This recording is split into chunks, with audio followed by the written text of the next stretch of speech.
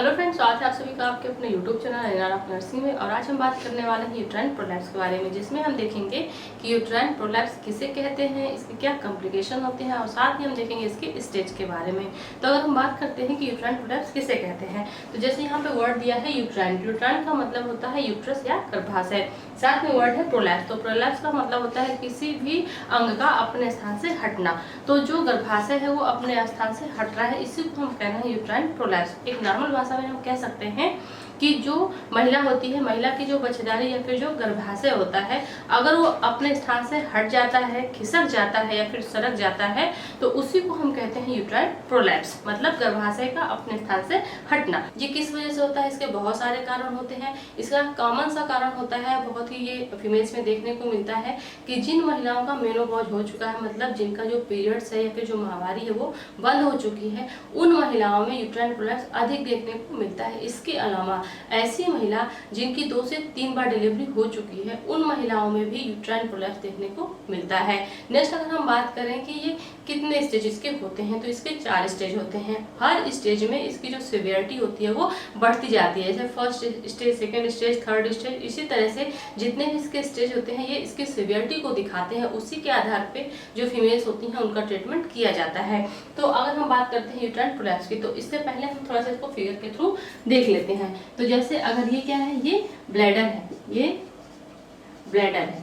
Uterus के आगे की तरफ क्या होता है? ब्लैडर होता है, और जस्ट इसके पीछे होता है ये गर्भाशय, जिसको हम बोलते हैं यूट्रस। यूट्रस गर्भाशय या फिर बच्चेदानी, और इसके पीछे ही होता है रेक्टम, ये होता है रेक्टम। तो आगे की तरफ क्या है? ब्लैडर, जिसको हम मूत्राशय बोलते हैं, और उसके पीछे होता है गर्भाशय, और गर्भाशय के पीछे होता है रेक्टम या फिर मलाशय। मतलब कि जो ब्लैडर है और रेक्टम है उसके बीच में होता है गर्भाशय या यूट्रस। तो इसमें जो फर्स्ट स्टेज होता है, स्टेज फर्स्ट, इसमें क्या होता है? द यूट्रस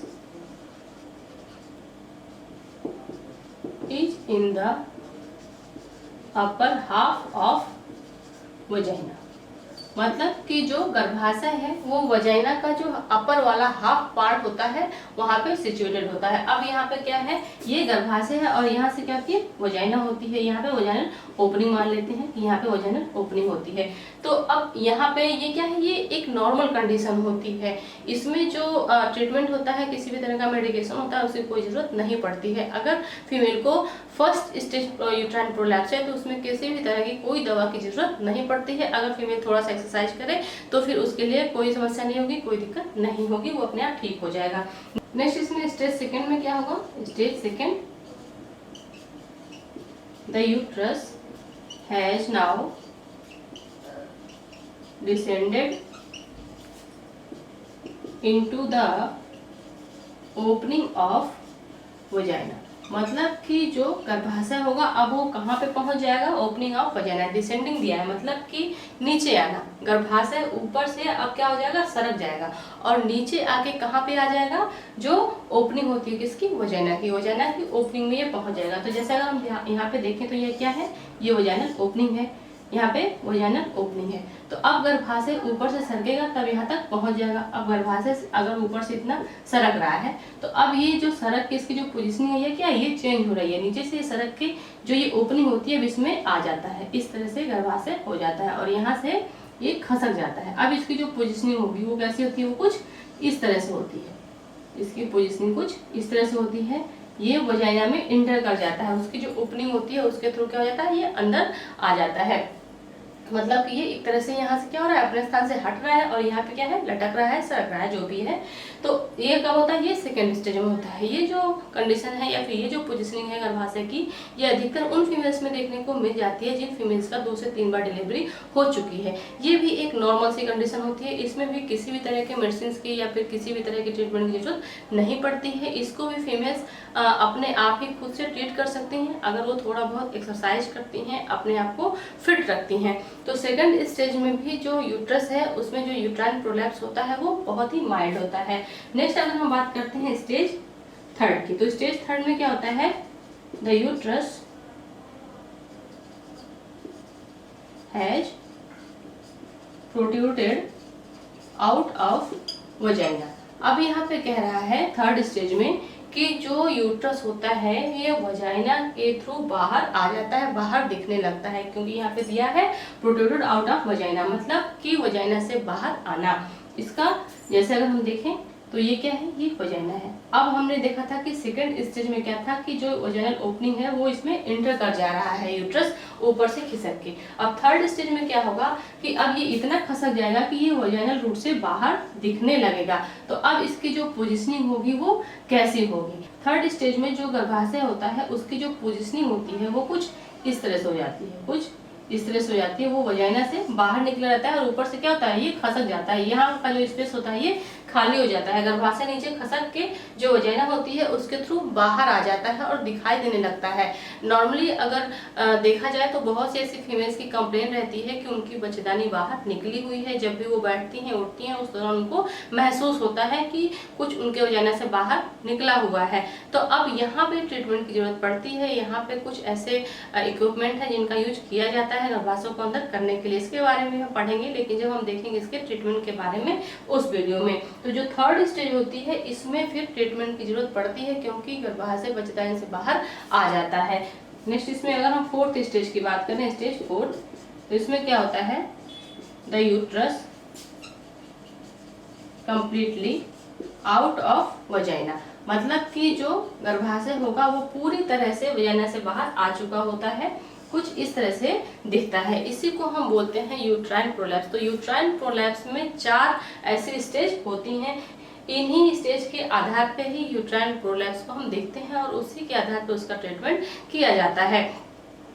तो फर्स्ट स्टेज होता है, इसमें किसी भी तरह के मेडिकेशन की ट्रीटमेंट की जरूरत नहीं पड़ती है।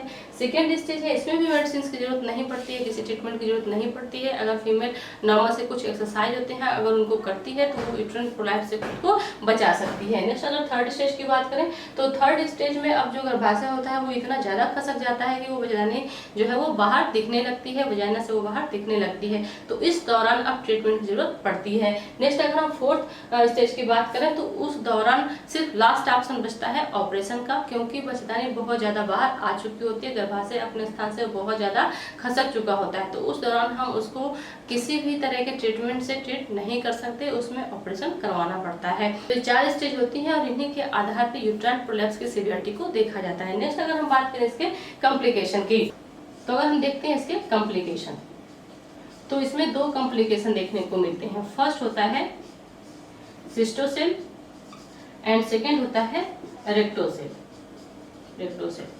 अब ये दोनों क्या होते हैं? सिस्टोसेल रिलेटेड होता है ब्लैडर से एंड रेक्टोसेल रिलेटेड होता है रेक्टम से। इसको इजीली याद कर सकते हैं, रेक्टोसेल, रेक्टम, सिस्टोसेल, ब्लैडर।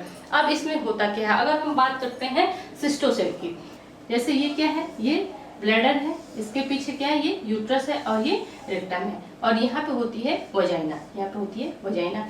तो अब अगर बात करें सिस्टोसेल की, तो इसमें क्या होता है, सिस्टोसेल में जो ये ब्लैडर है और जो ये वजाइना है, ब्लैडर और वजाइना के बीच में होता है कनेक्टिव टिश्यू, जिसकी वजह से ये दोनों एक दूसरे से अलग रहते हैं। लेकिन जब ये कनेक्टिव टिश्यू वीक हो जाते हैं, कमजोर हो जाते हैं, इसको दोनों को अलग नहीं कर पाते हैं, मतलब उनकी कैपेसिटी या फिर यूं कहें कि उनका जो फंक्शन होता है वो लॉस हो जाता है। तो उस दौरान ये जो ब्लैडर है क्या नीचे की तरफ खसक जाता है। तो उस समय इसकी जो पोजिशनिंग होती है वो कुछ इस तरह से हो जाती है, ये ऐसे वजाइना में इसकी बल्जिंग दिखने लगती है।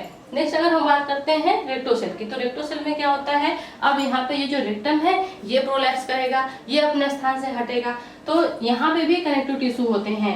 रेक्टम और वजाइना को अलग करने के लिए यहाँ पे कनेक्टिव टिश्यू होते हैं, लेकिन अगर कनेक्टिव टिश्यू कमजोर हो जा रहे हैं तो इस वजह से जो रेक्टम होता है वो प्रोलैप्स होता है, अपने स्थान से हटता है और नीचे की तरफ खसकता है।